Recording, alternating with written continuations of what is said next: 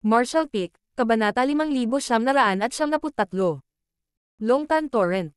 Sa pangunahing larangan ng digmaan, ang mga puwersang magkaalyadong human race at small stone race ay lubos na naganhawahan, lahat ng ito ay salamat kay Zhang Ruoxi. Para mapatay siya, ang presyong ibinayad ng Black Ink Clan ay masyadong malaki, na naging sanhi ng pagkamatay ng daan-daang Royal Lords. Kung hindi dahil sa dakilang hukbo ng human race na itinaya ang kanilang buhay upang ipadala ang 8 Divine Spirits sa huling sandali, malamang na nagtagumpay ang plano ng Black Ink Clan na patayin si Ruoxi. Kapag namatay si Ruoxi, walang sino man sa buong larangan ng digmaan ang maaaring magdulot ng banta sa Black Ink Clan. Ang dalawang giant spirit gods ay napapalibutan pa rin ng maraming royal lords, hindi man lang maprotektahan ang kanilang sarili, hindi mailigtas ang human race. Sa kabutihang palad, pagkatapos bayaran ang halaga ng buhay ng 5 divine spirits, nanalo ang panig ni Ruoxi, at lahat ng royal lords na lumahok sa pagkubkob laban sa kanya ay namatay na. Hindi lang iyon, ngunit naging Phoenix Empress din si Suyan. Ang napakalaking figure ng Ice Phoenix ay nagwalas ng nakakapanghinang lamig, na nagyayelo kahit sa kawalan saan man ito dumaan. Hindi pa rin optimistic ang sitwasyon. Ang puwersa ng Black Ink Clan ay 2 beses na mas malaki kaysa sa mga kalyadong puwersa ng human race at small stone race, kaya isa na itong pagsugpo sa dami. Higit pa rito, ang mga Royal Lord ay hindi lahat patay. Nang makitungo sila kay Zhang Ruoxi, nag-iwan sila ng sapat na mga Royal Lords para mga siwa sa larangan ng digmaan. Sa sandaling ito, hindi lamang nabawasan ang pagkakaiba ng lakas sa pagitan ng dalawang panig, sa halip ay tumaas ito ng malaki. Ang pangunahing dahilan nito ay dahil mas mabilis ang pagkasira ng small stone race kaysa sa Black Ink Clan. Bahagyang napatatag ng Nirvana ni Suyan ang sitwasyon at napigilan ang sitwasyon na lumala pa. Upang manalo sa labanang ito, ang human race ay nangangailangan ng higit na lakas. Walang katapusang umalangaw-ngaw ang dagandong ng isang dragon, at nang ang kapangyarihan ng Dragon Vein ay umabot sa rurok nito, kumalat ang aura ng Divine Dragon. Sa kawalan, isang 10,000 zang ang haba ng purong puting dragon na katawan ay lumiko sa hangin, ang higanteng ulo nito ay nakataas, na tinatanaw ang lahat ng nabubuhay na bagay. Si Yang Xiao ay matagumpay na naging isang Divine Dragon. Halos kasabay nito, ang aura ng 9th grade Divine Spirits ay nagmula sa Paishu. Ang 8 Divine Spirits na tumulong kay Zhang Ruoxi, hindi kasama ang 5 namatay sa labanan, ang 3 nakaligtas, ay nalagpasan ang kanilang mga tanikala. Isang 9th grade Divine Spirits at isang bagong na-promote na 9th grade Heaven Opening Realm ang maaaring gumanap ng ganap na magkakaibang mga tungkulin sa larangang ito ng digmaan. Ang mga Divine Spirits ay natural na mas malakas kaysa sa human race sa parehong kaharian. Bilang resulta, pagkatapos na sabay na pumasok sina Yang Xiao at ang Paishu sa larangan ng digmaan, isang puwang ang agad na napunit sa hukbo ng Black Ink Clan. Napuno ng aura ng Divine Spirits ang hangin habang hindi mabilang na mga miyembro ng Black Ink Clan ang namatay. Sa malayong kawalan, pinapatay ng ibang pilak na Divine Dragon ang mga kaaway nito. Ang katawan nito ay puno ng dugo, at marami sa matigas nitong kaliskis ng dragon ay nalaglag. Si Fu Guang iyon. Sa ganitong magulo at matinding larangan ng digmaan, gaano man kalakas ang isa, hindi may iwasang masugatan sila. Matapos makitang pumasok si Yang Xiao sa larangan ng digmaan pagkatapos maging isang Divine Dragon, agad siyang sumugod kay Yang Xiao. Panay ang Eitingal nilang dalawa, tila nakikipag-usap sa isa't isa. Di nagtagal, naunawaan ni Yang Xiao kung ano ang sinusubukan niyang gawin at pinatay din ang kanyang daan sa hanay ng kaaway, papalapit kay Fu Guang. Hindi nagtagal, nagtipon ang 2 Divine Dragon ng Dragon Clan. Sa laki, si Fu Guang ay walang alinlangan na mas malaki kaysa kay Yang Xiao. Pagkatapos ng lahat, si Fu Guang ay na-promote sa isang Divine Dragon sa mas mahabang panahon. 2 napakalaking nilalang na mahigit 10,000 zang ang haba ang nagpasigla sa kapangyarihan ng kanilang Dragon Vein, na naging sanhi ng pagkulo ng kanilang dugo. Hindi lamang iyon, ngunit ang kanilang mga ulo at buntot ay magkadugtong habang sila ay mabilis na umikot sa kawalan. Sa una, nakikita pa rin nila ang kanilang mga figure, ngunit hindi nagtagal, isang bilog na liwanag na lang ang natitira. Mula sa pabilog na ilaw, tila may ipinatawag. Marami sa mga Royal Lords sa hukbo ang nakakita sa eksenang ito at biglang nagkaroon ng masamang pakiramdam. Bagamat hindi nila alam kung ano ang pinagkakaabalahan ng 2 Divine Dragon na ito, anuman ang kanilang ginagawa, makakasama ito sa Black Ink Clan, kaya kailangan nilang pigilan sila. Kaagad, mahigit 100 Royal Lord ang sumugod mula sa lahat ng direksyon. Gayunpaman, bago sila makarating, isang nakakagulat na eksena ang lumitaw. Sa ilalim ng pinagsamang pagsisikap ng dalawang Divine Dragon, biglang bumulwak ang malaking dami ng maputik na likido mula sa nakakasilaw na halo, na parabang ito ay isang fountain na nagbubuga ng isang misteryosong likido na kumalat sa lahat ng direksyon. Sa isang kisap mata, isang malakas na agos ang tumakas sa lahat ng direksyon. Maraming mga Divine Spirits na may kamalayan sa sitwasyon ang naantig, alam na upang manalo sa digmaang ito, ang Dragon Clan ay naglabas ng kanilang makakaya. Ang agos na bumulwak mula sa kawalan ay malinaw na ang tubig ng Dragon Pond. Ang Phoenix Clan ay mayroong Phoenix Nest habang ang Dragon Clan ay mayroong Dragon Pond. Ang dalawang ito ay ang pundasyon ng Dragon at Phoenix Clan. Noong ginamit ng Phoenix Clan ang kapangyarihan ng Phoenix Nest para harapin ang kaaway, hindi ginamit ng Dragon Clan ang Dragon Pond, hindi dahil sa ayaw nila, ngunit dahil hindi nila kaya. Sa normal na mga pangyayari, ang pagpapatawag sa Dragon Pond ay nangangailangan ng isang komplikadong ritual at pakikipagtulungan ng maraming miyembro ng Dragon Clan. Sa napakapanganib na larangan ng digmaan, paano magkakaroon ng oras ang Dragon Clan para gawin ang mga komplikadong bagay? Hanggang sa naging Divine Dragon si Yang Xiao. Sa kanilang pinagsamang lakas, nagsanabpuwersa ang dalawang Divine Dragon upang ipatawag ang Dragon Pond sa larangan ng digmaan. Ang Dragon Pond ay ang pundasyon ng Dragon Clan. Sa Dragon Pond, ang Dragon Clan ay magkakaroon ng walang katapusang mga inapo, at ang kapangyarihan ng Dragon Pond ay isang bagay na ang Dragon Clan ay maingat na naipon sa mga henerasyon. Ang pagpapatawag sa Dragon Pond sa naturang larangan ng digmaan, nanalo man sila o natalo, ang Dragon Clan ay magdaranas ng hindi maisip na pagkatalo. Kung walang daan-daang libong taon ng paglilinang, imposibleng maibalik ang sigla ng isang tao. Gayunpaman, ang mga epekto ay halata. Nang ang tubig ng Dragon Pond ay naging torrent na tumagos sa lahat ng direksyon, lahat ng miyembro ng Black Ink Clan na natangay ay agad na nawala ang kanilang mga aura. Ang kapangyarihan ng Dragon Pond ay isang napakalakas na puwersa. Kung ang isang Dragon Descendant na may bloodline ng Dragon Clan ay makapasok sa Dragon Pond, mapapabuti nila ang kanilang bloodline at madaragdagan ang kanilang lakas. Gayunpaman, kung ang isang nabubuhay na nilalang na walang kapangyarihan ng isang Dragon Vein ay makakatagpo dito, ito ay isang nakamamatay na lason. Saan man tumagos ang agos, sinundan ng kamatayan. Kahit na ang isang Royal Lord na sumugod ay hindi sinasadyang nahulog dito at nagawang magpumiglas ng ilang sandali bago mawala. Kitang-kita ang nakakatakot na kapangyarihan ng agos ng Dragon Pond. Siyempre, para sa ilang mga masters, ang torrent na ito ay wala. Bagaman ito ay makapangyarihan, sapat na ito upang maiwasan ito sa oras. Gayunpaman, hiniling ni Fu Guang kay Yang Xiao na ipatawag ang Dragon Pond ng sama-sama, hindi niya inaasahan na haharapin niya ang powerhouse ng Black Ink Clan. Ang layunin niya noon pa ay ang hukbo ng Black Ink Clan.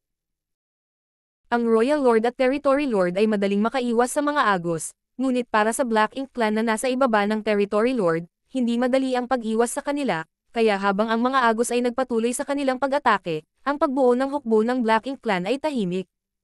Nawasak isa-isa. Maging ang ilan sa mga cultivator ng Small Stone Race na lumalaban sa hukbo ng Black Ink Clan ay naapektuhan. Wala silang magagawa tungkol dito.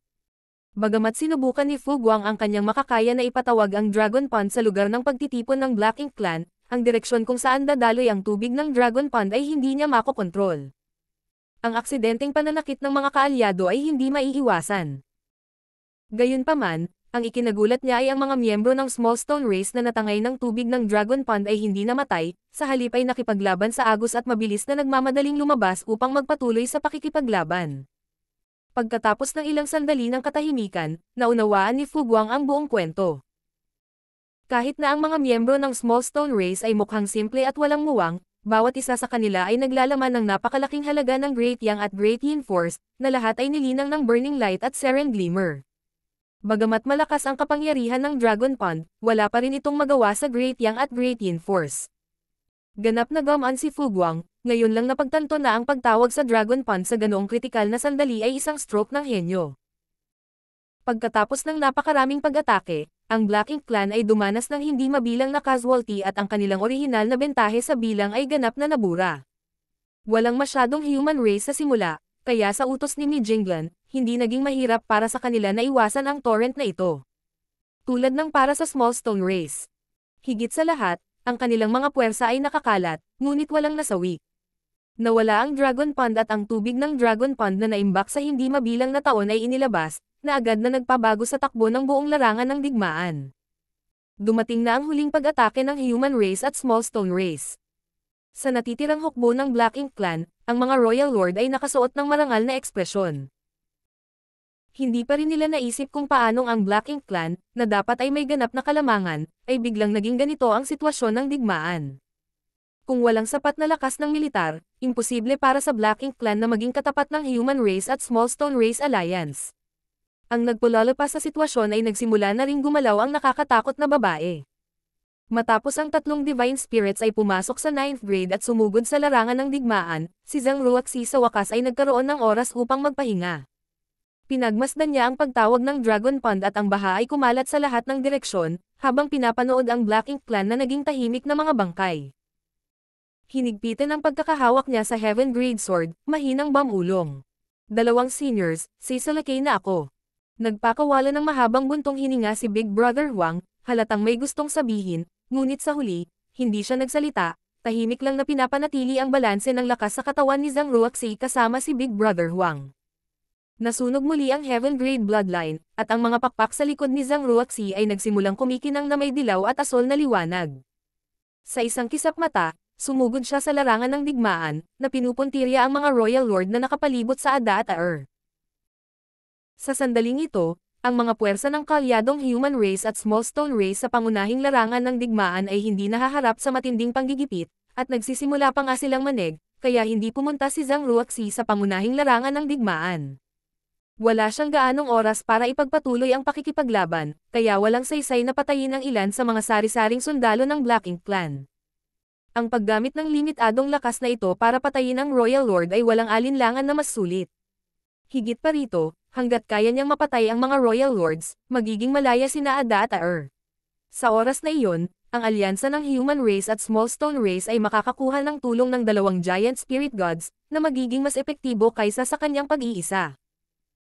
Habang kumikislap ang dilaw at asol na ilaw, si Ruoxi ay sumakay na sa labanan sa pagitan ng Ada at Aer. Sa sandaling ito, ang mga Royal Lord na kumukubkob sa dalawang Giant Spirit God na ito ay nakaramdam ng pait. Ang mga Royal Lords na kumubkob kay Zhang Ruoxi ay ganap na nabura, at ang bentahe ng Black Ink Clan Army sa pangunahing larangan ng digmaan ay mabilis ding napawi. Ang may kalamangan ngayon ay ang mga kalaban. Gustuhin man nilang pumunta at tumulong, hindi sila nang ahas na umalis. Sapat na ang bilang ng mga taong maaasahan nila para pigilan ang dalawang Giant Spirit God na ito, ngunit kung umalis ang isang Royal Lord, maaaring masira ang balanse. Kapag ang dalawang Giant Spirit God na ito ay napalaya mula sa kanilang mga hadlang, magiging imposible na silang paghigpitan muli. Gayunpaman, malinaw na tutulong si Zhang Ruoxi sa kanila, kaya kung patuloy silang lalaban sa Giant Spirit God, mamamatay lang sila. Ang ganitong sitwasyon ay tunay na parang nakasakay sa isang tigre, hindi makahinto. Ano man ang uri ng desisyon na ginawa, maaari itong humantong sa isang hindi maibabalik na resulta, na nagiging sanhi ng mga puso ng bawat Royal Lord na maging malungkot. Martial Peak, Kabanata 5974. Ang huling kapangyarihan. Nang umatake si Zhang Ruoxi gamit ang kanyang espada, ang plano ng Royal Lords na pigilan ang Giant Spirit God ay nabigo. Ang liwanag ng espada ay kumislap at bumagsak ang mga aura ng ilang Royal Lords. Sa pagtanggap ng tulong ni Ruoxi, si Aer ay nagpakawala ng lakas at sinampal ang isang lumilipad na Royal Lord. Sa ilalim ng suporta ng kapangyarihang ito na sumisira sa mundo, ang Royal Lord ay agad na naduraj. Malaki rin ang binayaran ni Aer, at sinamantala ng marami sa mga Royal Lord ang pagkakataong ito na mag-iwan ng maraming sugat sa kanyang katawan, na naging sanhi ng paglipad ng mga durog na bato kung saan-saan. Gayunpaman, hindi siya natakot at ganap na inabandona ang kanyang orihinal na depensa, sa halip ay naging isang marahas na paninindigan. Bumagsak ang mga aura ng isang Royal Lord, at nang bumaba ng kalahati ang bilang ng mga Royal Lord na umaatake kay Aer, hindi na posible ang nakaraang pagsupil at pagkubkob. Nakaalis si Aer sa gulo. Siya ay naging mas mabangis, pinagsama ang kanyang lakas kay Zhang Ruoxi upang pumatay ng ilan pang Royal Lords. Ang mga natitirang Royal Lords ay hindi na nakayanan ang pressure na ito at mabilis na nagkalat. Hindi sila hinabol ni Ruoxi at Aer, sa halip ay sinamantala ang pagkakataong ito para tulungan si Ada. Nang makita ang eksenang ito, lahat ng Royal Lords ay natakot. Si Zhang Ruoxi ay nag-iisang nalutas ang suliranin ni Aer at winasak ang mga Royal Lord na lumahok sa pagkubkob. Ngayong sabay na umatake ang babaeng ito at si Aer, paano sila magiging kalaban? Nang makitang hindi maganda ang sitwasyon, mabilis na iniwan ng mga Royal Lord na nakapalibot sa Ada ang kanilang mga kalaban at tumakas. Galit na galit, humakbang pasulong si Ada upang habulin sila, ngunit ang kanyang napakalaking figure ay medyo malamaya, kaya paano siya makakahabol? Sa huli, hinayla siya pabalik ni Aer. Halos mawalan na ng katwiran, tumalikod si Ada, nadala ng kanyang instincts, at sumuntok, dahilan para masuray-suray si Aer at mawalan ng balanse. Gayunpaman, pagkatapos ng pag-ataking ito, napagtanto din ni Ada na maling tao ang kanyang nataman, kaya't mabilis na nawala ang kanyang galit habang siya ay nakatayo doon na awkward na kinakamot ang kanyang kalbo na ulo. Sa dalawang giant spirit gods, si Ada ay palaging isang simpleng tao na may mababang antas ng katalinuhan. Kung ikukumpara, walang alinlangan na mas mataas ang katalinuhan ni Aer, kaya naman unang nakipag-usap sa kanya si Zhang Ruoxi nang dumating siya para suportahan sila. Sumunod ka sa akin, patayin mo. Sabi ni Aer kay Ada bago tumalikod at sumakay patungo sa pangunahing larangan ng digmaan. Si Ada ay masunuring sumunod sa likuran ng kanyang kapatid, mabilis na nakalimutan na siya ay binubuli ng Royal Lords. Sa pangunahing larangan ng digmaan, ang paglitaw ng tatlong 9th grade Divine Spirits at ang agos ng tubig ng Dragon Pond ay matagal nang na-flat ang agwat sa pagitan ng kanilang mga puwersa, na nagpapahintulot sa human race at small stone race na unti-unting makakuha ng mataas na kamay. Nang dumating ang dalawang giant spirit god upang tumulong, ang kalamangan na ito ay mabilis na lumawak. Nagiging maayos na ang lahat. Sa kabilang panig, patuloy na hinahabol ni Zhang Ruoxi ang mga tumatakas na Royal Lords. Ang kanyang bilis ay napakabilis, at sa isang magaan na pag-apak ng kanyang mga pakpak, nagawa niyang hindi pansinin ang hadlang ng kalawakan at agad na lumitaw sa harap ng isang tiyak na Royal Lord. Sa ilalim ng Heaven Grade Sword, walang makakalaban. 1, 2, 5, 10. Ang mga Royal Lord na nagkalat at tumakas ay hindi nakakita ng anumang pag-asa na mabuhay, sa halip ay pinabilis ang kanilang sariling pagkamatay. Sa wakas ay napagtanto ng natitirang Royal Lords na may mali at nagmamadaling nagtipon, ngunit sa sandaling ito, 40-50 na lamang sa kanila ang natitira. Ang mga Royal Lord na ito ay orihinal na kinubkob ang Giant Spirit God, ngunit sa maikling panahon, mahigit kalahati sa kanila ang namatay. Nakita na rin nila ang sitwasyon sa pangunahing larangan ng digmaan at alam na walang pag-asa ang sitwasyon sa panig ng Black Ink Clan. Pero ano? Hanggat nabubuhay pa ang Supreme Master, hindi mabibigo ang Black Ink Clan. Ang kailangan nilang gawin ngayon ay pangalagaan ang kanilang lakas hanggat maaari, at pagkatapos ng Supreme Master na hawakan ang mga bagay na nasa kamay, maaari nilang pag-isahin ang langit sa ilalim ng utos ng Supreme Master. Sa gayong mga pagsasaalang-alang, ang mga Royal Lords ay nagtipon at hindi inatake si Zhang Ruoxi, sa halip ay tahimik na naghihintay at kumuha ng mga posisyong nagtatanggol. Hawak ng magkabilang kamay ang Heaven Grade Sword, ang mukha ni Zhang Ruoxi ay kasing putlo ng papel, ngunit isang malabong ngiti ang lumitaw sa kanyang mukha. Ang tugon ng Royal Lords ay eksakto kung ano ang gusto niya. Kung ang mga Royal Lord na ito ay nagpatuloy na magkalat at tumakas, talagang hindi niya magagawang patayin silang lahat. Ngunit ngayon, ang mga taong ito ay talagang nagtipon, na nagligtas sa kanya ng maraming pagsisikap. Siyempre, ang sitwasyong ito ay isang krisis din para sa kanya, at kung hindi niya ito haharapin ng maayos, malaki ang posibilidad na malubha ang kahihinatnan nito. Halika. Dahan-daang huminga si Zhang Ruoxi, pinatatag ang kapangyarihan sa kanyang katawan. Sa sandaling itinaas niya ang kanyang mga mata, ang blood chi sa kanyang katawan ay nagliyab, na naging isang daloy ng liwanag na sumugod patungo sa kampo ng Royal Lord. Ito ang huling kaunting lakas na maaari niyang makuha, kaya kailangan niyang kumilos ng mabilis at patayin ang lahat ng iba pang Royal Lords bago malutas ang mga bagay-bagay. Ang daloy ng liwanag ay sumabog sa kampo ng mga Royal Lords at isang nakakapangdugo na hiyawan ang umalangaw habang ang dugo ay tumalsik at naputol na mga paa ay lumipad. Sa ilalim ng takip ng Sword Curtain, sunod-sunod na bumagsak ang mga aura ng Royal Lords. Parang sandali lang, pero parang 10 milyong taon. Sa oras na huminto si Zhang Ruoxi sa pagwagayway ng kanyang espada, ang hangin ay napuno ng mga pinutol na mga paa at laman ng Royal Lords. Sa tapat niya, ang ilang natitirang Royal Lords ay nagsusuot ng takot na takot. Sa maikling panahon na iyon, naunawaan nilang lahat kung ano ang kawalan ng pag-asa. Sa harap ng ganap na kapangyarihan, maging ang mga Royal Lord na ito ay kasing mahina ng mga langgam. Gayunpaman, may nangyaring hindi inaasahan. Habang nakatatakot silang nanonood, biglang bumagsak ang mga kamay ni Zhang Ruoxi at ang blood chi na nakapalibot sa kanyang katawan ay naging lubhang manipis. Ang nakakakilabot na aura sa kanyang katawan ay naging mas nakakatakot at hindi matatag. Hindi na siya makakatagal. Nagulat ang isang Royal Lord. Ang mga Royal Lord Master ay lahat ay may matinding pangunawa, kaya nang ipakita ni Zhang Ruoxi ang kanyang abnormalidad, agad nilang napansin. Ang ilang Royal Lords na nakaligtas hanggang ngayon sa wakas ay nakakita ng pag-asa na matalo ang babaeng ito. Dahil dito, ang Royal Lords ay hindi nag-alinlangan kahit kaunti at sumugod pasulong. Isang mabangis na liwanag ang sumilay sa mga mata ni Zhang Ruoxi habang sinusubukan niyang iangat ang Heaven Grade Sword, ngunit ang tanging narinig niya ay ang sigaw ni Big Brother Huang. Munting babae, mamamatay ka. Isang mahinang ngiti ang lumitaw sa mukha ni Zhang Ruoxi, ngunit hindi niya pinakawalan ang pagkakahawak sa kanyang espada, sa halip ay mas hinigpitan pa niya ito habang mahinahong sinabi. Mamamatay ang mga tao sa bandang huli. Nagmamadaling sinabi ni Big Sister Lan. Kung mamamatay ka, tiyak na magiging marahas ang kapangyarihan namin ng Big Brother Huang mo. Handa ka bang makita ang lugar na ito na maging isa pang chaotic dead territory? Dapat sabihin na pagdating sa panghihikayat sa iba, si Big Sister Lan ang pinakamaunawain. Si Ruoxi ay hindi natatakot sa kamatayan. Kung kaya niyang ipagpalit ang kanyang buhay sa tagumpay sa digmaang ito, hindi siya magdadalawang isip na gawin iyon. Ngunit kung dito siya namatay, walang katapusan ang gulo. Kung wala ang pamamagitan ng Heaven Grade Bloodline, ang Great Yang at Great Yin Force ay tiyak na magiging magulo, at ang malawak na kawalan na ito ay agad na magbabago sa isa pang chaotic dead territory. Sa oras na iyon, ang hukbo ng Black Ink Clan ay tiyak na mawawasak, ngunit ang hukbo ng human race sa larangan ng digmaan na ito ay malamang na ililibing kasama nila. Ito ay isang human race na nakipagpunyagi sa loob ng 1,000,000 taon upang makahanap ng kapayapaan. Isang hakbang na lang ang layo nila sa layunin na pinaghirapan ng hindi mabilang na henerasyon na makamit. Sa kritikal na sandali na ito, paano masisira ni Ruoxi ang kanilang pag-asa? Martial Peak, Kabanata 5,995. Hindi sapat. Pagkatapos ng maikling pag-aatubili, mabilis na umatras si Ruoxi.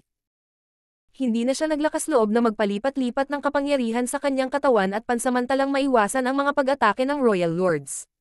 Nang makita ito, ang mga Royal Lord ay humabol pa ng mabangis.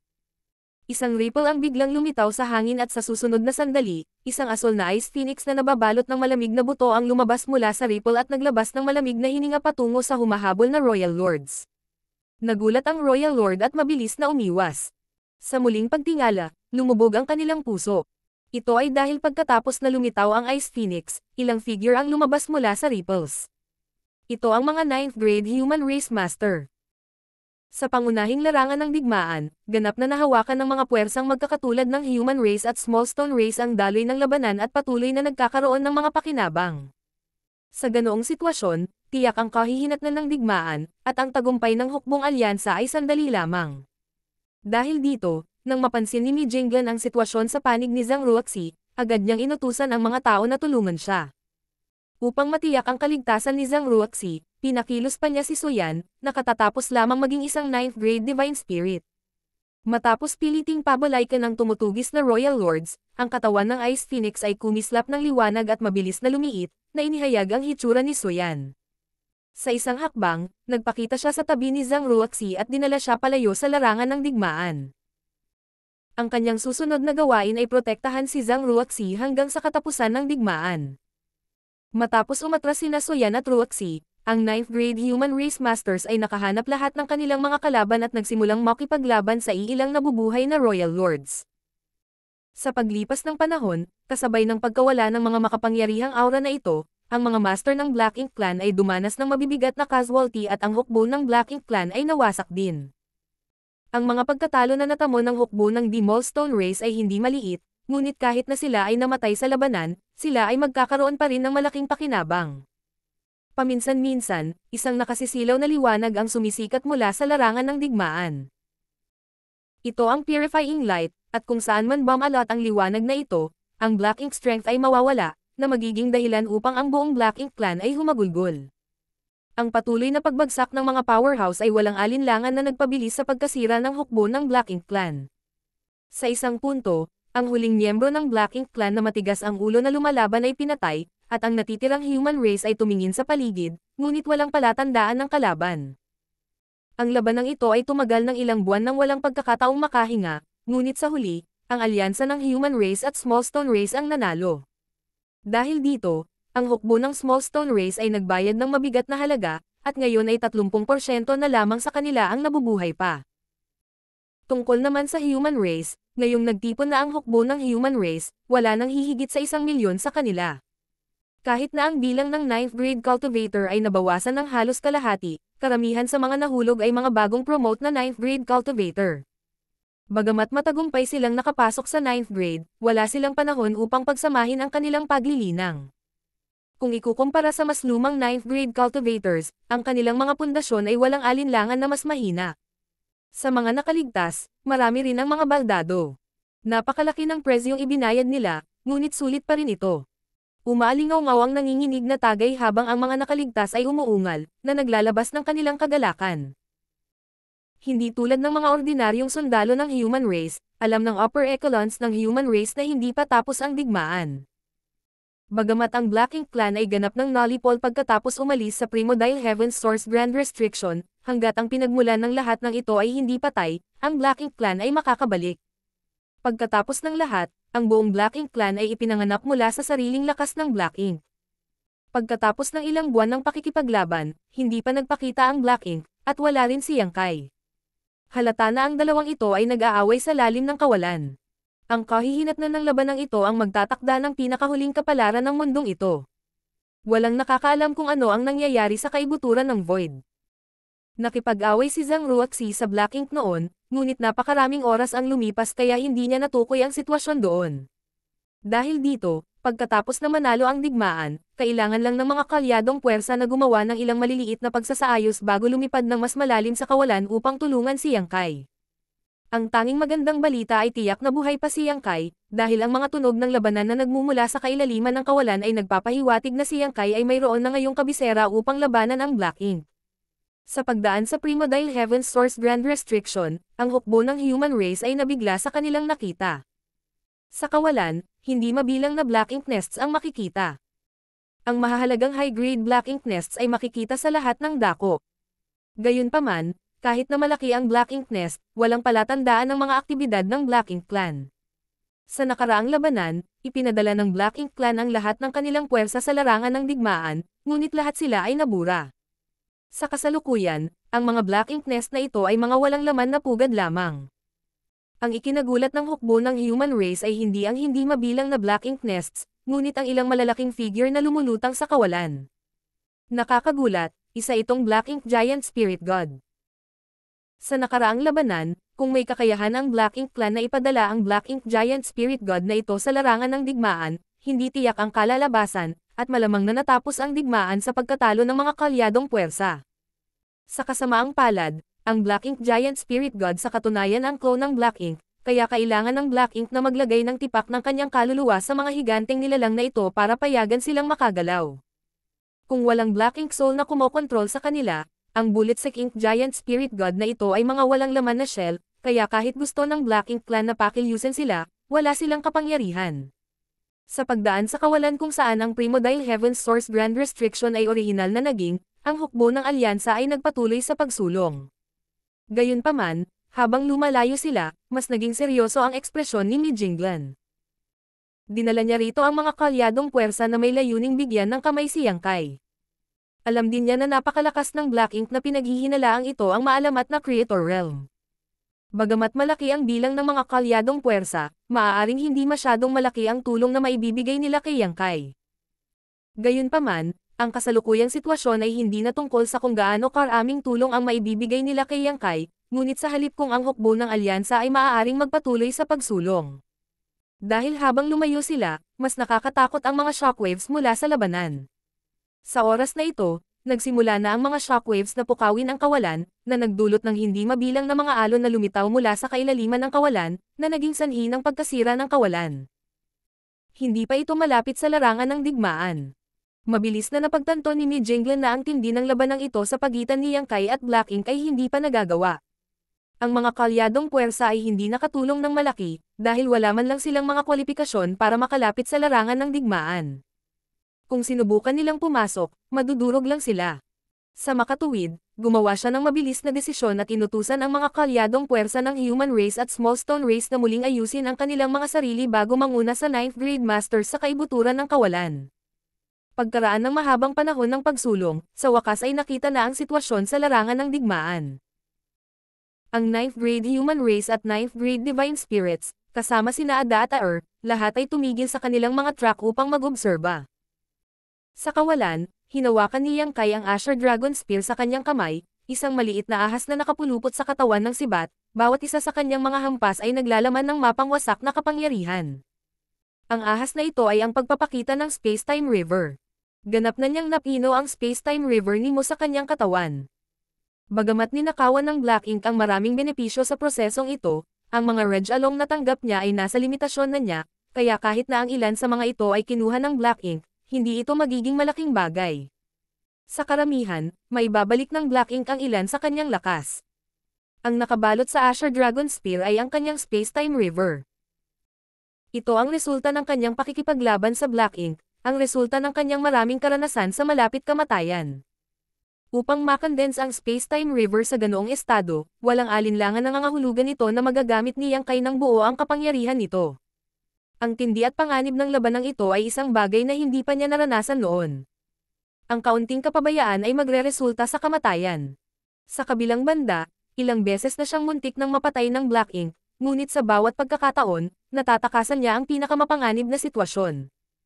Ang brutal na pambubugbog ni Black Ink ay nagbigay daan sa kanya na mabilis na makontrol ang kapangyarihan ng Space-Time River. Mula sa sandaling siya ay ganap na walang kalaban-laban para sa kabilang partido hanggang sa ngayon ay pantay-pantay na, inabot lamang siya ng ilang araw. Noong una, nang pilit na binago ni Yang Kai ang Great Daw sa kanyang katawan at nilamon ang Space-Time River ni Mo, nagawa lang niyang agawin ang huling regalo ni Mo. Kung ikukumpara siya sa isang hilaw na sa oras na iyon, kung gayon ang pakikipaglaban niya sa Black Ink ay magiging 1,000 beses na nagpabagabag dito. Sa tuwing gagamitin niya ang kanyang Great Daw, sa tuwing nakikipaglaban siya sa Black Ink, mas nakontrol niya ang kapangyarihan ng Space-Time River. Ang magaspang at pangit na pagkatapos ng pag-iinit ng 1,000 beses, ay naging pinong bakal. Sa sandaling ito, ang pag-unawa ni Yang Kai sa kapangyarihan ng 3,000 Great Daw ay umabot na sa rurok. Ang lakas na ipinakita niya ay hindi mas mahina kaysa kay Zhang Ruoxi. Ngunit hindi pa rin ito sapat. Kung gusto niyang patayin ang Black Ink, kailangan niyang lagpasan ang tanikala ng 9th grade at maabot ang mas mataas na kaharian. Pagkatapos lamang magkakaroon ng pag-asa para sa tagumpay. Gayunpaman, ang kanyang pundasyon ay hindi sapat, kaya paano siya madaling makalusot sa kanyang mga tanikala. Ito ay isang bagay na kahit si Mo ay hindi makamit. Kung mas perpektong na-control niya ang sarili niyang lakas, mas sigurado si Yang Kai na hindi niya makikita ang mas mataas na antas ng martial daw sa maikling panahon, na mangangailangan ng mahabang panahon ng akumulasyon. Ito ay isang mabisyo na ikot. Kung hindi siya nakalusot, hindi niya magagawang patayin ang Black Ink. Kung gusto niyang makalusot, kakailanganin niya ng maraming oras, ngunit paano siya mabibigyan ng Black Ink ng oras upang magpatuloy sa paglaki? Mula nang i-condense ni Yang Kai ang sarili niyang Space-Time River mula sa Universe Furnace, nahanap na niya ang landas patungo sa hinaharap, ngunit hindi niya ito napansin hanggang sa itinuro ito ni Mo. Bagamat kayanan niyang tumayo sa pantay na katayuan sa Black Ink, alam ni Yang Kai na ang ganoong estado ay hindi maaaring mapanatili ng matagal. Minsan limitado ang lakas ng tao, at kalaunan ay mauubusan siya ng lakas, ngunit iba ang Black Ink. Siya ay isang natatanging pag-iral na ipinanganak mula sa mundo, at hanggat ang kanyang source ay hindi nawasak, ang kanyang lakas ay walang katapusan.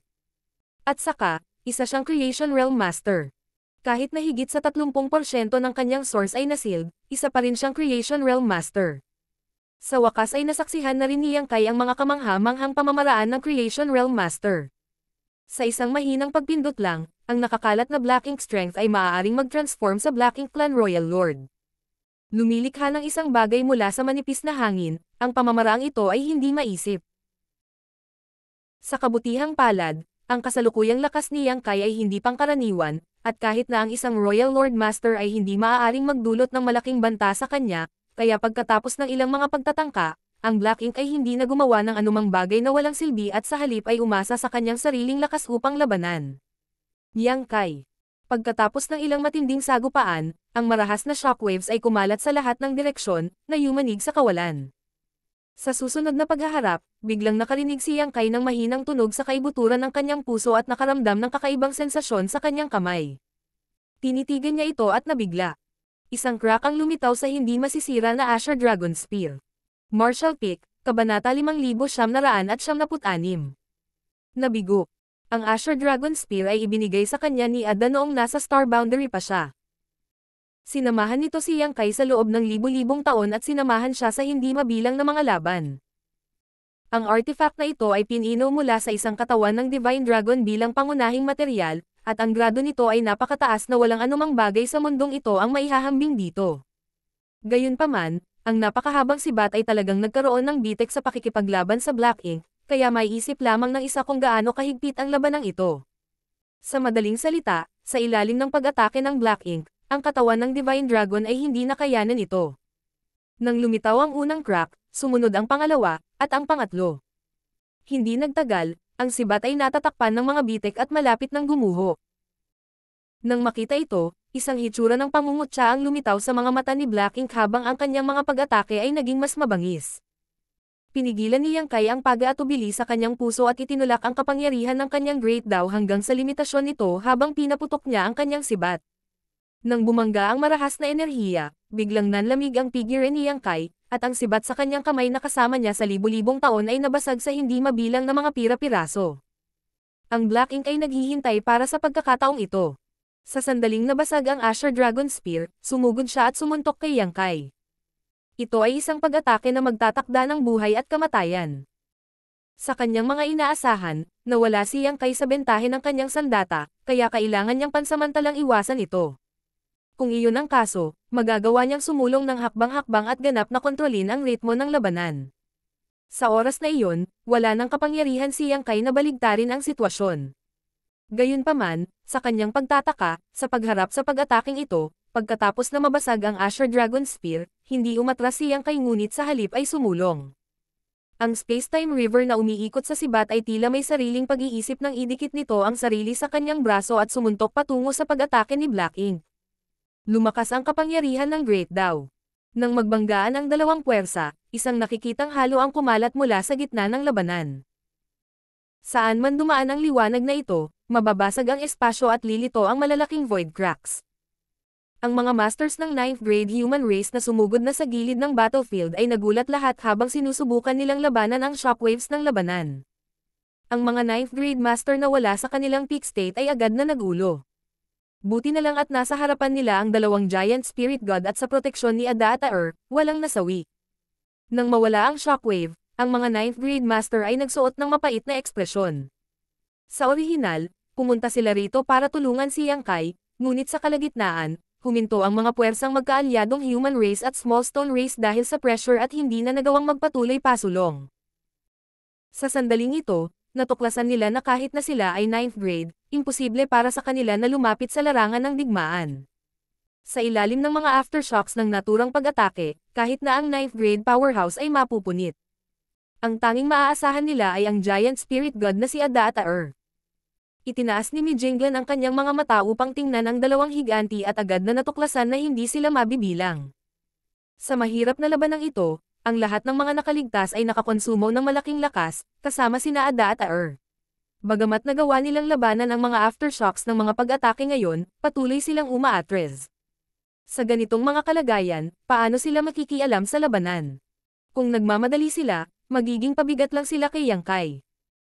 Dahil dito, malungkot na natuklasan ni Mijinglan na ang tanging magagawa ng powerhouse na ito pagkarating dito ay ang personal na masaksihan ang hindi pa nagagawang labanan na ito. Nang mawala ang mga aftershocks, lahat ay tumingin sa larangan ng digmaan sa ibabaw ng mga figure ni Ada at Aer, at ang kanilang mga puso ay hindi napigilan na manikip nang makita nilang umatras ang figure ni Yang Kai, na nahulog sa isang hindi magandang posisyon. Sa harap ng isang sinaunang Supreme Master tulad ng Black Ink, ang pundasyon ni Yang Kai ay napakababaw pa rin. Anumang bahagyang depekto o kapabayaan ay maaaring nakamamatay. Ano ba ang iniisip mo? Isa kang basura. Sa gitna ng labanan, biglang sumigaw ang Black Ink, at pagkatapos ng isang matinding suntok, si Yang Kai ay pinalipad na parang palaso. Ang space-time river na nakabalot sa kanyang braso ay biglang lumitaw at direktang nahulog si Yang Kai dito, na neutralisahin ang epekto. Hindi nagtagal, tumakbo siya palabas ng ilog, namumutla ang mukha at tumutulo ang dugo sa bibig. Hindi siya hinabol ni Black Ink, malamig na tinitigan lang siya habang sinabing, "Okay pa rin ang proposal ko dati. Sumuko na sa paglaban at ibigay ang mga gamit nimo. Sa hinaharap, magkakaroon pa rin ng lugar para sa human race sa mundong ito." Itinagilid ni Yang Kai ang kanyang ulo at iniluwa ang isang subo ng dugo bago ngumiti ng masama. "Patayin mo ako at magagawa mo ang lahat ng gusto mo sa human race." Dahan-daang ipinikit ng Black Ink ang kanyang mga mata, at nang buksan niya itong muli, nabunyag ang kanyang layuning pumatay. Nang walang sinasabi, bigla siyang nawala sa kanyang orihinal na lugar, at nang muling lumitaw, nasa harap na siya ni Yang Kai. Ito ay hindi dahil sa lalim ng Space Principle, ngunit dahil ang kanyang bilis ay umabot sa sukdulan. Mukhang hindi nagulat si Yang Kai dito. Sa isang simpleng paghila, ang space-time river sa likod niya ay naging isang latigo. Ang mahabang latigo ng ilog ay tumagos patungo sa Black Ink. Bahagyang kumunat ang noo ni Black Ink, pero imbes na umiwas ay sumuntok pa siya. Ang suntok na ito ay tumama sa ulo ni Yang Kai, na naging sanhi ng pag-ugoy ng kanyang ulo pabalik. Tila nabasag ang kanyang bungo at agad na napuno ng dugo ang kanyang mukha. Gayunpaman, ang mahabang latigo ng ilog ay nakabalot na sa Black Ink.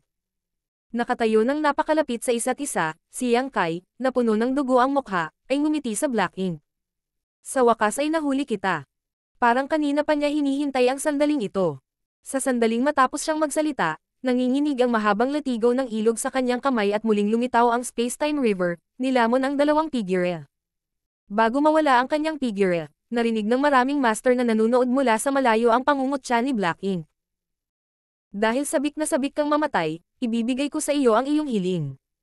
Ang space-time river sa kawalan ay biglang nagsimulang kumulo habang ang kapangyarihan ng Great Dao ay lumakas. Ito ang resulta ng labanan ni Yang Kai at Black Ink sa space-time river. Lahat ay nasa gilid. Ang space-time river ay ang crystallization ng 3,000 Great Daos ni Yang Kai. Bagamat may malaking kalamangan si Yang Kai sa larangang ito ng digmaan, ang paglilinang ng Black Ink ay mas mataas pa rin kaysa kay Yang Kai, at nasaksihan ng lahat ang kanyang nakaraang labanan. Sa ilalim ng malalakas na pag-atake ng Black Ink, nakapagtanggol lang si Yang Kai at halos hindi na lumaban. Ito ang pagkakaiba sa lakas. Ang pagdadala ng napakalakas na kaaway sa space-time river ay parehong pagkakataon at krisis. Kung hindi kayang harapin ni Yang Kai ang Black Ink sa space-time river, baka hindi niya ito maprotektahan. Ang pag-agos ng ilog ay naging mas marahas habang ang mga alon ay humahampas at nagwasak, ang kapangyarihan ng maraming Great Dao ay humuusbong. Bagamat hindi nakikita ng lahat ang labanan sa sandaling ito, masasabi nila mula sa mga pagbabago sa space-time river na hindi maganda ang sitwasyon ni Yang Kai. Ang sitwasyong ito ay nagpatuloy sa loob ng ilang araw, at nang ang lahat ay sumugod na upang tumulong, ang rumaragas ang ilog ay biglang huminahon. Tumaas ang puso ng lahat habang nakatitig sa space-time river. Alam nilang napagdesisyonan na ang kahihinatnan ng labanang ito. Agad na nagpadala si Mijingla ng voice transmission, naghahanda na magbigay ng suporta. Sa ilalim ng tingin ng lahat, isang figure ang biglang sumugod mula sa ilog. Hindi isa, kundi dalawa. Hinawakan ng Black Ink ang ulo ni Yang Kai gamit ang isang kamay at itinaas ito sa kanyang harapan, habang ang lahat ng buto sa katawan ni Yang Kai ay tila nabasag at nakalutang na nakabitin.